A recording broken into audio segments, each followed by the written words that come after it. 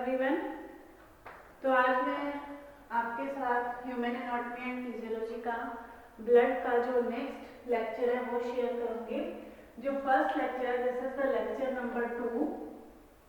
First lecture में जो मैंने आपको पढ़ाया था that was about composition of the blood. Composition of blood हमने उसमें शुरू किया था, लेकिन अभी वो कंप्लीट नहीं हुआ था। कंपोजिशन ऑफ ब्लड,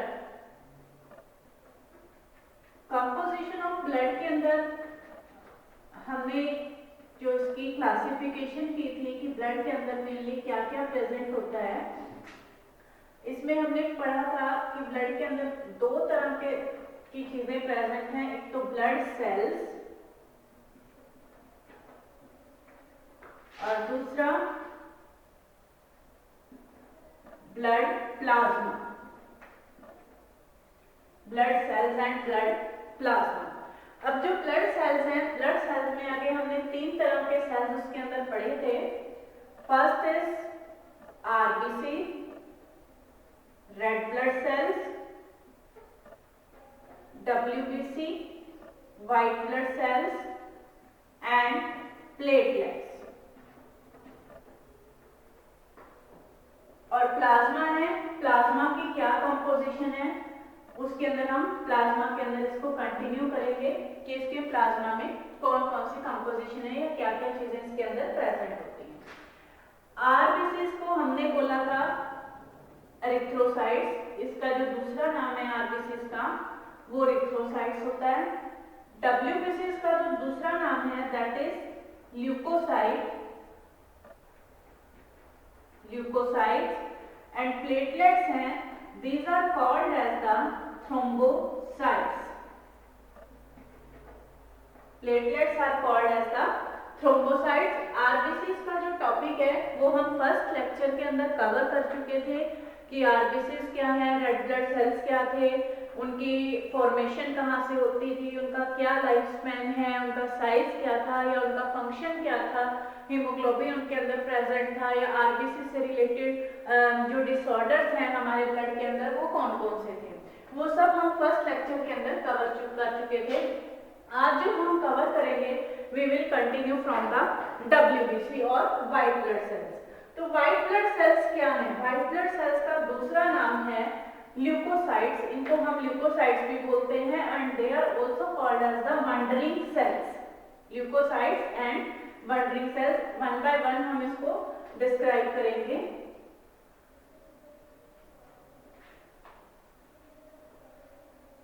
डब्ल्यूबीसी और व्हाइट ब्लड सेल्स, दूसरा नाम था इनका leukocytes and these are also called as wandering cells. These are also called as phagocytes.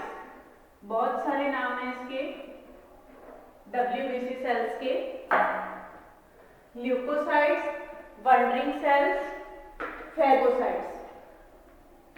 अब वंडरिंग सेल्स या फैगोसाइट्स का क्या मीनिंग है? वंडरिंग सेल्स या फैगोसाइट्स का मीनिंग है कि जो डब्ल्यूबीसी सेल्स हैं वो हमारी बॉडी में ब्लड के साथ सारी की सारी बॉडी के अंदर सर्कुलेट होते रहते हैं। इनका जो मेन फंक्शन है, जब भी हमारी बॉडी में बाहर से कोई फॉरेन पार्टिकल एंटर करता है या बाहर से कोई एंटीजन एंटर करता है तो उस इन्फेक्शन से हमें प्रोटेक्ट करना, उस इन्फेक्शन को, उसको जो बैक्टीरिया है, वायरस है, कोई भी माइक्रो ऑर्गेनिज्म है उसको एंगल्फ करना, उसको खा जाना, that process is called as the phagocytosis और इनको हम बोलते हैं फैगोसाइट्स। अब जो डब्ल्यूबीसी सेल्स हैं, डब्ल्यूबीसी सेल्स को मेनली दो तरह से दोबारा से इसको क्लासिफाई किया हुआ है, दैट इज ग्रैनुलोसाइट्स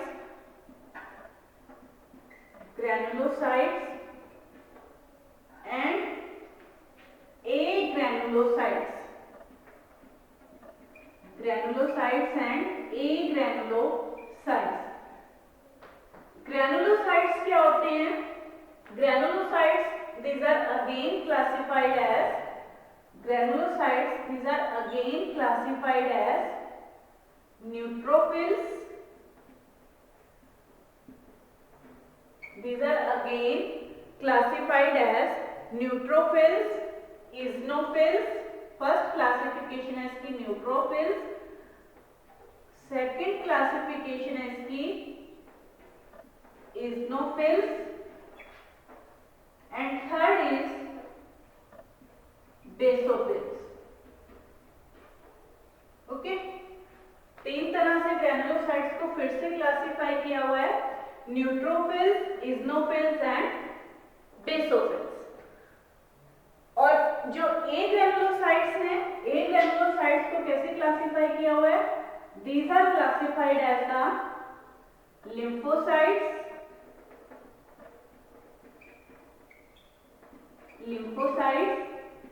जिसके अंदर आगे टी लिम्फोसाइट्स और बी लिम्फोसाइट्स या लार्ज और स्मॉल लिम्फोसाइट्स हैं। And second one is the monocytes.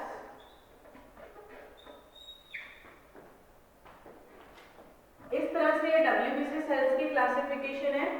Granulocytes, agranulocytes, granulocytes के अंदर आगे हैं न्यूट्रोफिल, इजनोफिल, बेसोफिल्स, और ए ग्रैनुलोसाइट्स के अंदर हैं लिम्फोसाइट्स और मोनोसाइट्स। ग्रैनुलोसाइट्स नाम से ही क्लियर है कि जो ग्रैनुलोसाइट्स हैं उनके अंदर मेनली जो साइटोप्लाज्म है, साइटोप्लाज्म के अंदर ग्रेन्यूल्स प्रेजेंट होते हैं। What are granules? ग्रेन्यूल्स होते हैं एक तरह के छोटे छोटे दानेदार स्ट्रक्चर, जो साइटोप्लाज्म है उनका स्मूथ नहीं होता, उनके अंदर ग्रेन्यूल्स प्रेजेंट होते हैं, इसलिए इनको हम ग्रैनुलोसाइट्स कहते हैं। लेकिन इनके अंदर ग्रेन्यूल्स साइटोप्लाज्म में नहीं प्रेजेंट होते, इसलिए इनको हम ए ग्रैनुलोसाइट्स कहते हैं। ग्रैनुलोसाइट्स में आगे सबसे पहले है न्यूट्रोफिल्स। एक एक करके इनकी क्वालिटीज हम डिफाइन करते हैं। न्यूट्रोफिल्स क्या है? न्यूट्रोफिल्स सबसे पहले तो neutrophils, eosinophils and basophils. Neutrophils are they are the neutral in nature. Neutral का क्या मतलब है कि अगर आपने ब्लड का सैंपल लिया है, ब्लड के सैंपल के अंदर आपने आइडेंटिफाई करना है कि कौन से सेल किस तरह के हैं, तो उसके अंदर हम न्यूट्रल डाई, अगर हम न्यूट्रल कोई भी मतलब कि कोई भी एसिडिक या बेसिक डाई अगर हम उसमें ऐड करते हैं तो कुछ तरह के सेल्स होंगे जिनके ऊपर किसी भी तरह का कोई कलर नहीं आएगा, तो वो होंगे न्यूट्रोफिल्स।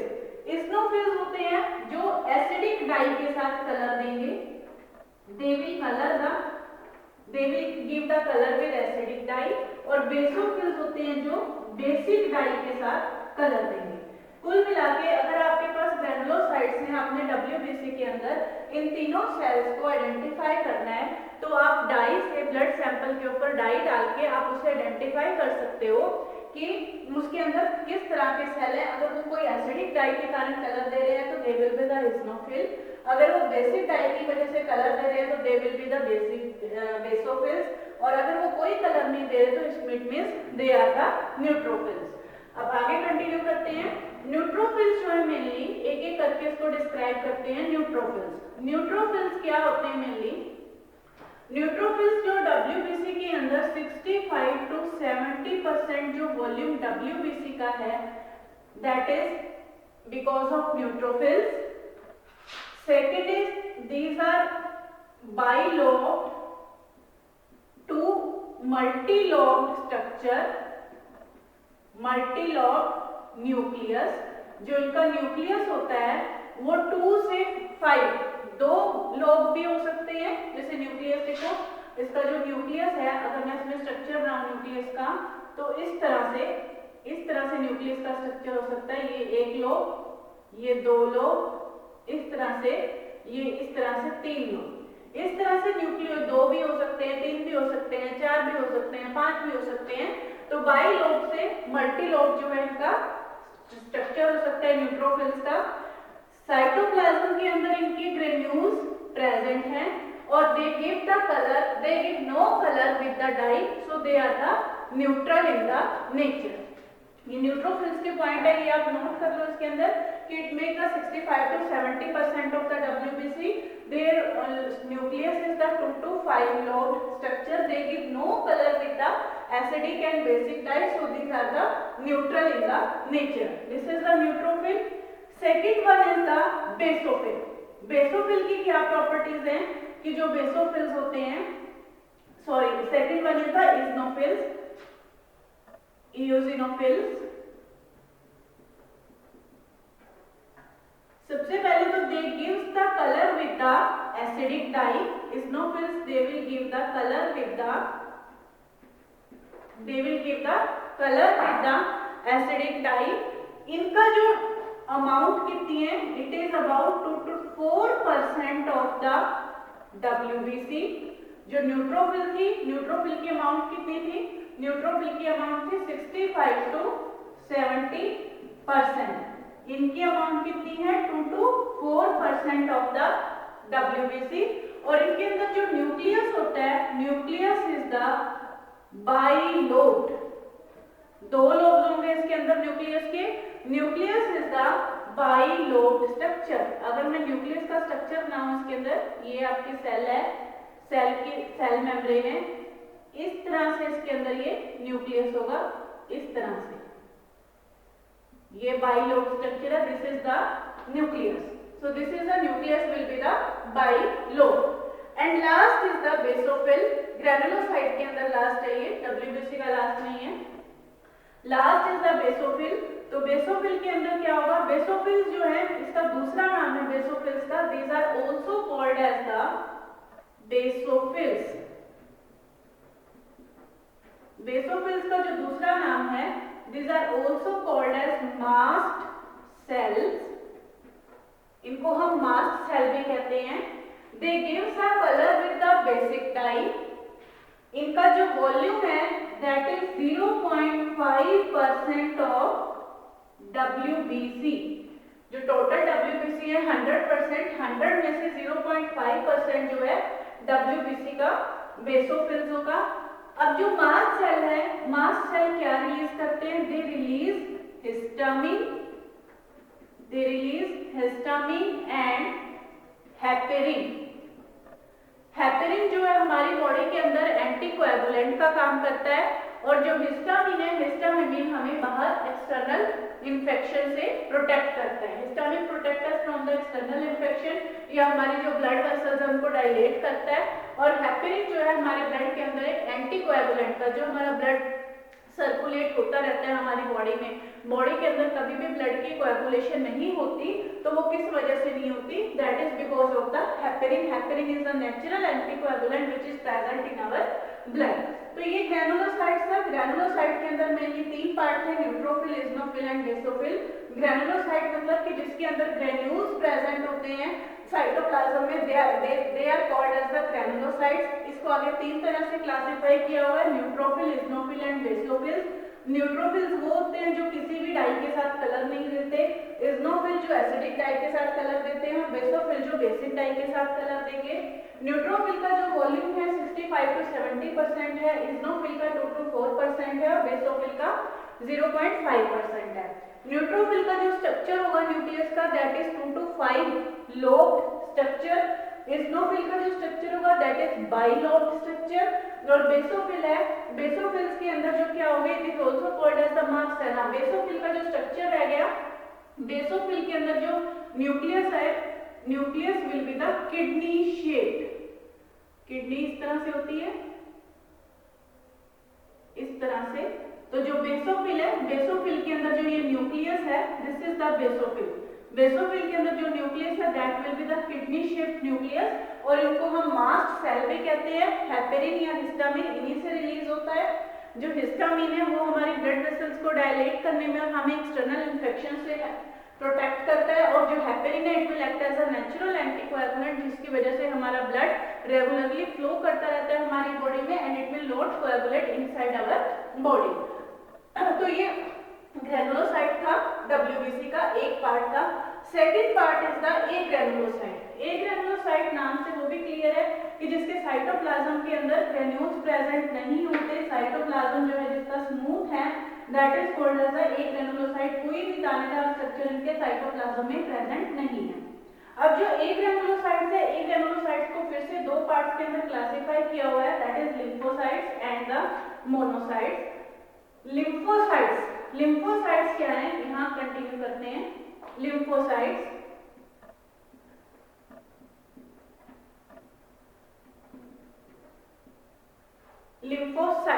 लिम्फोसाइट्स जो है मेनली WBC के अंदर जो इसका वॉल्यूम है that is about 25%। 25% of WBC का जो पार्ट है वो लिम्फोसाइट से बना हुआ है। लिम्फोसाइट्स दो तरह के होते हैं, T lymphocytes and B lymphocytes. T lymphocytes and B lymphocytes, या एक तरह से लार्ज और स्मॉल लिम्फोसाइट्स। लार्ज और स्मॉल का क्या मीनिंग है, अगर मैं लिम्फोसाइट्स का स्ट्रक्चर ड्रॉ करूं, this is the lymphocyte cell है, ये लिम्फोसाइट सेल, ठीक। इसमें अगर हम न्यूक्लियस है, न्यूक्लियस अगर ज्यादा स्पेस के अंदर प्रेजेंट है, न्यूक्लियस में देखो यहाँ कितनी स्पेस ऑक्यूपाई की हुई है, इसके अंदर कितनी सारी स्पेस ऑक्यूपाई की है, ये जो है लिम्फोसाइट का न्यूक्लियस है, न्यूक्लियस, ठीक। तो ये यहाँ साइटोप्लाज्म ऑब्वियसली वो थोड़ा सा होगा इसके अंदर, ये यहाँ इसके अंदर साइटोप्लाज्म होगा, तो इसको हम बोलते हैं स्मॉल लिम्फोसाइट, ये होते हैं स्मॉल लिम्फोसाइट। और अगर मैं लार्ज लिम्फोसाइट का स्ट्रक्चर ड्रॉ करूं, तो लार्ज लिम्फोसाइट में क्या होता है, उसके अंदर जो न्यूक्लियस होता है वो न्यूक्लियस का साइज कंपैरेटिवली काफी छोटा होगा। अगर न्यूक्लियस छोटा होगा तो साइटोप्लाज्म इसके अंदर ज्यादा होगा, तो these are called as the large lymphocyte. तो इस तरह से लिम्फोसाइट दो तरह के हैं, टी लिम्फोसाइट या बी लिम्फोसाइट। अगर स्मॉल है या लार्ज है, स्मॉल के अंदर जो है न्यूक्लियस स्मॉल या लार्ज, स्मॉल लिम्फोसाइट्स या लार्ज लिम्फोसाइट्स, ठीक है। स्मॉल के अंदर जो न्यूक्लियस है it will occupy large space within the cell and large के अंदर it will occupy very small space within the nucleus. तो कुल मिला के इसके अंदर जो हमने स्मॉल या लार्ज इसको क्लासिफाई किया हुआ है वो हमने उसके न्यूक्लियस के बेस पे क्लासिफाई, इसके साइटोप्लाज्म के बेस पे क्लासिफाई किया हुआ है कि किसके अंदर साइटोप्लाज्म की क्वांटिटी कम होगी और किसके अंदर साइटोप्लाज्म की क्वांटिटी ज्यादा होगी।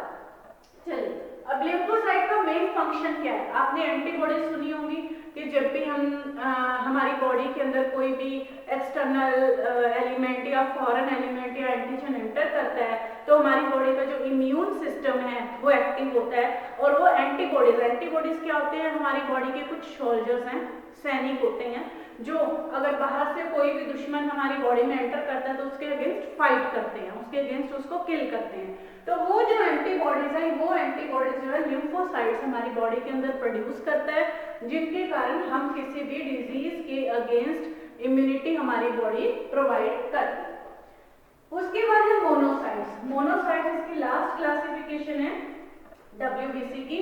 मोनोसाइट्स क्या होते हैं, monocytes also the type of the A granulocytes, ये भी ए ग्रैनुलोसाइट्स हैं।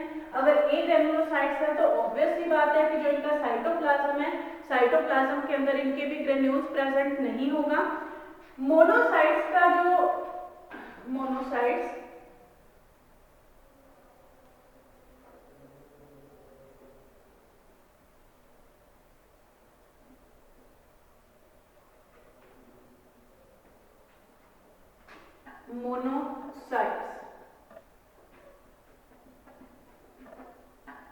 वॉल्यूम जो है it is about 2 to 4% of WBC, कि WBC का 2 to 4% जो वॉल्यूम है वो मोनोसाइट की वजह से है।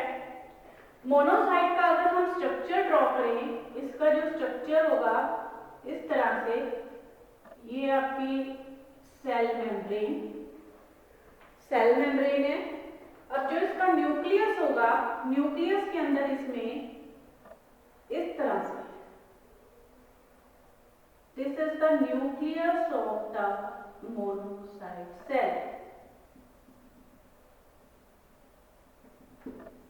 ये जो इसके अंदर ये जो पोर्शन है, ये जो इसके अंदर कट है, इसको हम बोलते हैं इसेंट्रिक नोच। कट, नोच मतलब कटाव है। इसके जो न्यूक्लियोसाइड के जो अंदर इसेंट्रिक, सॉरी स्पेलिंग मिस्टेक है, इसेंट्रिक नोच, जो इसके अंदर ये स्ट्रक्चर के अंदर जो कटाव है उसको हम बोलते हैं इसेंट्रिक नोच। ये मोनोसाइट का स्ट्रक्चर है। ये बाकी इसके अंदर जो सारा है, दिस इज द साइटोप्लाज्म।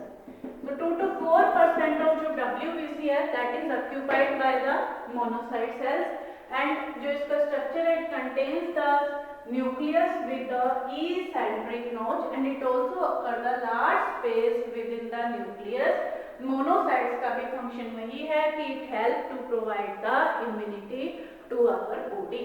तो this is the WBC cell. WBC cell हमारा कंप्लीट हो चुका है। WBC सेल में दोबारा से एक बार आपको रिवाइज कर देती हूँ कि जो WBC सेल्स हैं, WBC का दूसरा नाम है white blood cells, leucocytes, wandering cells या फेगोसाइट्स। WBC को अगर हम क्लासिफाई करेंगे तो इसको दो क्लासेस के अंदर क्लासिफाई किया जाता है, दैट इज ग्रैनुलोसाइट्स और एग्रैनुलोसाइट। ग्रैनुलोसाइट्स मीन साइटोप्लाज्म के अंदर ग्रेन्यूल्स प्रेजेंट हैं, और एग्रैनुलोसाइट मतलब साइटोप्लाज्म के अंदर ग्रेन्यूल्स एब्सेंट हैं। ग्रैनुलोसाइट फिर से 3 पार्ट्स के अंदर इसको डिवाइड किया हुआ है, जिसमें हमारे पास आ जाएंगे न्यूट्रोफिल, इज़नोफिल, बेसोफिल्स। न्यूट्रोफिल्स जो न्यूट्रल होते हैं, इज़नोफिल जो एसिडिक डाई के साथ कलर देंगे, और बेसोफिल जो बेसिक डाई के साथ कलर देंगे। बेसोफिल्स को इसमें मास्ट सेल कहते हैं, जिनसे हिस्टामिन और हेपरिन रिलीज होता है। और अगर हम एग्रैनुलोसाइट की बात करें तो उसमें लिम्फोसाइट्स और मोनोसाइट्स आएंगे। लिम्फोसाइट्स में टी और बी लिम्फोसाइट्स या स्मॉल और लार्ज लिम्फोसाइट आएंगे। इनका मेन फंक्शन क्या होगा? To release the antibody so that it can provide the immunity to our body. कि जो भी अगर हम किसी इन्फेक्शन हमें होती है या कोई भी फॉरेन पार्टिकल या कोई भी एंटीजन हमारी बॉडी के अंदर एंटर करता है, तो to fight against that antigen, तो immunity is provided by the lymphocyte cell by releasing the antibodies in our body. तो this is the WBC cells. And third, तीसरे कौन से सेल रह गए? ब्लड के।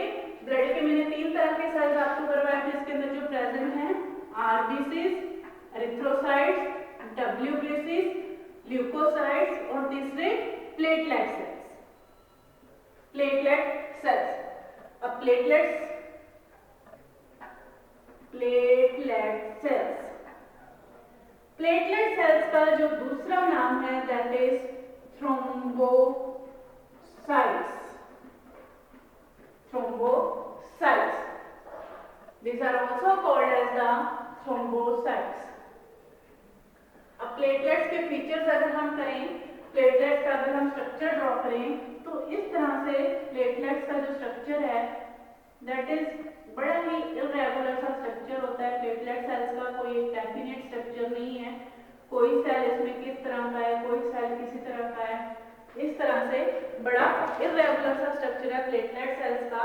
ये जैसे सेल मेम्ब्रेन भी कोई इसकी स्मूथ नहीं है। सेंटर में यहाँ सारा साइटोप्लाज्म है। साइटोप्लाज्म के सेंटर में छोटे छोटे इसके अंदर न्यूक्लियस भी प्रेजेंट है, जो रूटीन में सभी सेल्स के अंदर सेंटर में इसी तरह से प्रेजेंट होते हैं। इसका जो न्यूक्लियस है सिंपल है, कोई नोच नहीं है, कोई किडनी नहीं है, कोई बाइलेयर नहीं है, कुल मिलाकर सिंपल से छोटे से सेल। लेकिन ये जो प्लेटलेट सेल्स हैं, ये प्लेटलेट सेल्स का हमारी बॉडी के अंदर बहुत ही मेजर रोल ये प्ले करते हैं। क्या रोल प्ले करते हैं? They provide the immunity to our body.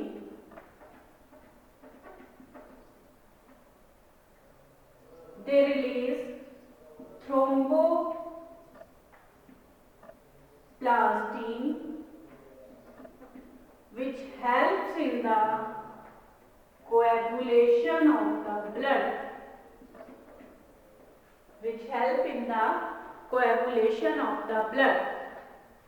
Count कितना है इनका? 2 to 5 lakh per cubic millimeter of the blood। WBC का काउंट हमने नहीं किया था। WBC का काउंट है 8000 पर cubic millimetre of the blood और RBC का कितना था 4 to 5 मिलियन पर cubic millimetre of the blood. तो इस तरह से इम्यूनिटी प्रोवाइड करता है 2 to 5 है। कुल मिला के जो इसका काउंटिंग है, इसकी काउंटिंग RBC और WBC के बीच में है। थ्रोम्बोप्लास्ट रिलीज करता है कोएगुलेशन के लिए, इम्यूनिटी प्रोवाइड करता है, इसका काउंट है 2 to 5 पर cubic millimetre of the blood. इनको हम ट्रू सेल्स नहीं बोलते, not considered as true cells. क्यों नहीं बोलते इनको ट्रू सेल्स? क्योंकि जो प्लेटलेट्स होते हैं, प्लेटलेट्स या तो सिंगल भी सेल फाइंड आउट हो सकते हैं कहीं और ग्रुप में भी रह सकते हैं। तो अगर ग्रुप में होंगे तो इनको हम टिश्यू बोलेंगे, क्योंकि group of the cell is always called as tissue. और अगर सिंगल हो गए तो सेल, इसलिए इनको कभी भी हम सेल नहीं बोलेंगे। इनका जो लाइफ स्पैन है 6 to 7 डेज। RBC का लाइफ स्पैन कितना था 120 डेज, इनका है 6 to 7 डेज और WBC का होता है रूटीन में 2 to 3 डेज। प्रोड्यूस कहाँ से होते हैं platelets? Platelets are mainly produced by the joint cells और मेगाकैरियोसाइट्स। joint cells और मेगाकैरियोसाइट्स which are present in our blood। ये joint cells या मेगाकैरियोसाइट्स से प्रोड्यूस होते हैं जो हमारी बोन मैरो के अंदर प्रेजेंट होते हैं। हमने डिजीज का नाम भी सुना है, जैसे डेंगू, है ना। डेंगू के अंदर प्लेटलेट काउंट ही तो चेक करते हैं, उसमें अगर प्लेटलेट काउंट गिर जाता है तो उसके कारण हमारी इम्यूनिटी रिड्यूस हो जाती है, इम्यूनिटी कम हो जाती है। तो उसके अंदर हम मेनली प्लेटलेट काउंट ही चेक करते हैं। प्लेटलेट काउंट कम होगा तो इम्यूनिटी भी कम होगी, ब्लड की क्लॉटिंग फैक्टर भी कम होगा, सारे फैक्टर जो हैं हमारी बॉडी के इफेक्ट होंगे। तो इसलिए जब भी प्लेटलेट काउंट कम हो जाएगा उस सिचुएशन को हम बोलते हैं थ्रोम्बोसाइटोपिनिया।